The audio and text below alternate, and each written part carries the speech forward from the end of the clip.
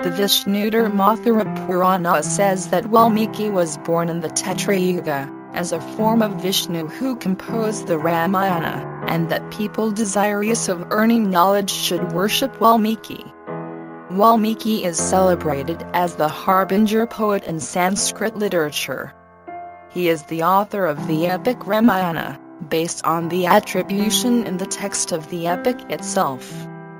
He is revered as the Adi Kavi, which translates to first poet, for he invented śloka, which set the base and defined the form to Sanskrit poetry. The Uttara canto tells the story of Valmiki's early life, as an unnamed highway robber, who used to rob people after killing them. Once, the robber tried to rob the divine sage Narada for the benefit of his family. Narada asked him if his family would share the sin he was incurring due to the robbery. The robber replied positively, but Narada told him to confirm this with his family. The robber asked his family, but none agreed to bear the burden of sin. Dejected, the robber finally understood the truth of life and asked for Narada's forgiveness. Narada taught the robber to worship God. The robber meditated for many years, so much so that ant-hills grew around his body.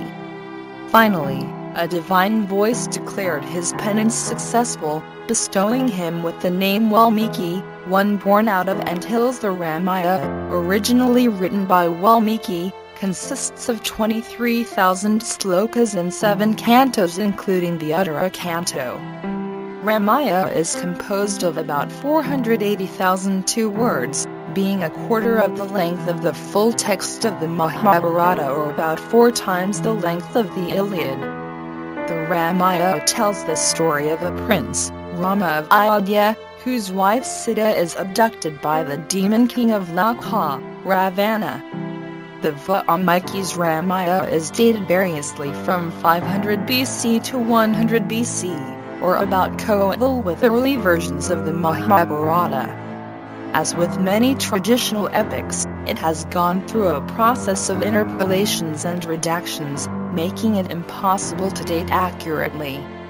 Valmiki is also quoted to be the contemporary of Sri Rama. Sri Rama met Valmiki during his period of exile and interacted with him. Valmiki gave shelter to Sita in his hermitage when Rama banished her. Kusa and Lava, the twin sons of Sri Rama, were born to Sita in this hermitage. Valmiki taught Rāmāyaṇa to Kusa and Lava, who later sang the divine story in Ayodhya during the Asvamedha Yajna congregation, to the pleasure of the audience, whereupon King Sri Rama questioned who they were and later visited Valmiki's hermitage, to confirm if the Sita, the 2 children claimed as their mother, was in fact his wife in exile. Later, he summoned them to his royal palace. Kusa and Lava sang the story of Sri Rama there, and Sri Rama confirmed that whatever had been sung by these 2 children was entirely true.